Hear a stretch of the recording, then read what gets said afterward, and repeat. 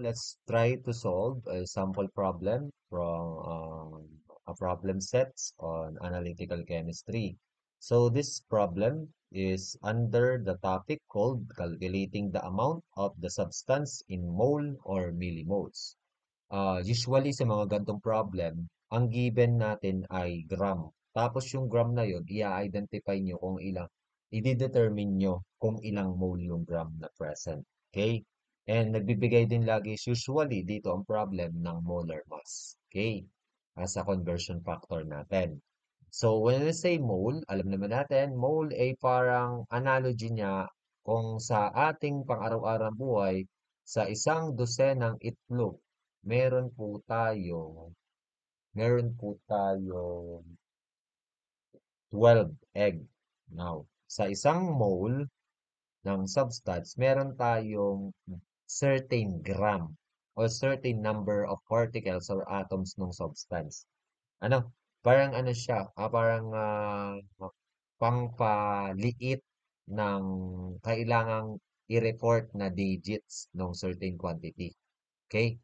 So now, here in the problem, ang tinatanong na dito sa problem is find the number of moles and millimoles of benzoic acid given its molar mass. Given po yung molar mass.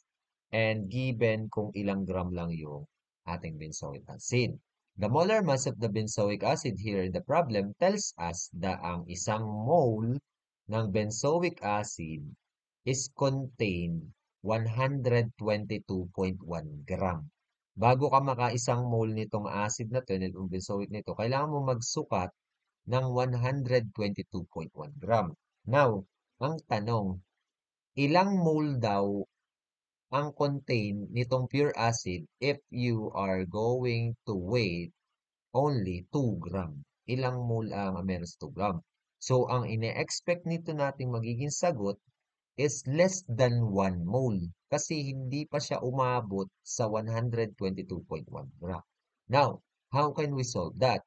In our first steps in solving this type of problem in analytical chem, you're going first or you're always first start with the given.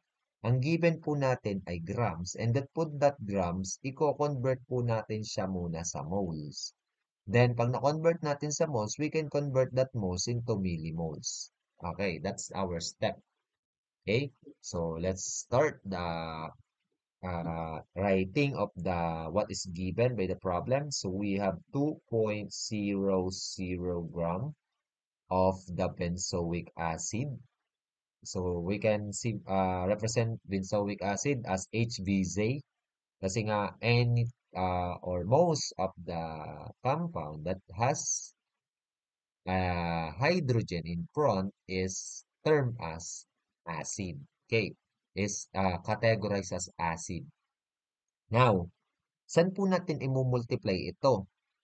Itong 2 gram para yung gram ma-convert natin into mole. So now, nagbigay din ng impormasyon tungkol sa molar mass ng ating given na compound na benzoic acid. That is 122.1 gram sa kada isang mole. Okay? So, imumultiply po natin siya sa molar mass ng benzoic acid. Positioning itong gram na ito sa baba kasi kailangan nating makancel yung gram. At ang matira natin ay yung hinahanap natin na mole. So, sa kada isang mole ng benzoic acid ay meron tayong 122.1 of benzoic acid. Okay? Now, we're going to cancel the gram. Okay? We have to cancel the gram kasi same na benzoic acid. Makakancel nyo rin ha kung ang gram ay same na compound then from top and bottom. Pero pag hindi benzoic acid ang nakalagay dito, hindi nyo siya pwedeng cancelin kahit parehas pa siyang gram. Okay? Now, kung mapapansin nyo, may natitira tayong unit. And the unit that is remaining is mole, which is yun yung hinahanap natin na final answer sa ating dito sa problem na to. Dapat mole ang unit kasi yun yung tinatanong. Convert that in moles or how many moles or millimoles of benzoic acid are contained in 2 grams of benzoic acid. Now, let us find the answer here by dividing 2 into 122.1 grams. So I will divide that in my calculator. So 122.0, sorry, 2.00 divided by 122.1, the answer is 0.0164. Ano? That is 0.0164 mole, okay, of benzoic acid. Now, that is mole. Ngayon, mayroon pang isang tanong sa inyo. Iko-convert nyo rin daw into millimole. So, what are going to do is to convert that mole into millimole by using another conversion factor. So, list uli natin, 0.0164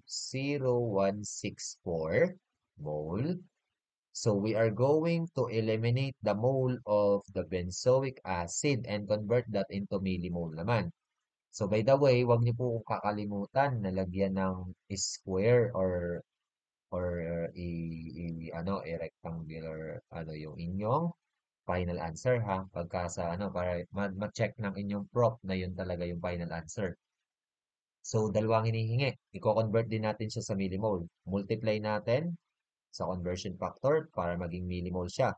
Kung may mole sa taas, ilalagay natin ang mole sa baba at gayahin natin kung anong compound, yung HBJ or benzoic acid. So, lalagay natin dito sa baba ay yung 1 mole ng benzoic acid ay ilang millimole. So, ang 1 mole ng benzoic acid is 1,000 millimole. Pwede rin yun naman baligtarin. Itong 1,000, pag nilagay nyo sa baba, magiging 0.001 or 10 raised to negative 3. Pero, we prefer to put that in the top. So, you are going to cancel again yung same na unit at same compound from the top and the bottom. Remaining na rin po ulit again yung ating hinahanap na unit which is millimole. Okay? And that sense or in that uh, formation, mamumultiply na natin ito dito, and ang natitirang unit natin ay millimoles na, which is yun yung hinahanap na isa pa. So, 0.0164 times 1,000, according to our factorial, ay is 16.4 millimoles. Okay? So, dalawa po yung sagot nito 16.4 millimole at saka 0.0164 mole. Ano? So, we are going to box again or natin, rectangular, yung ating final answer. Okay? So, that's all for this video. I hope uh, nagkameron ng additional confidence in terms of solving problems in analytical chemistry. That's all for this video and God bless.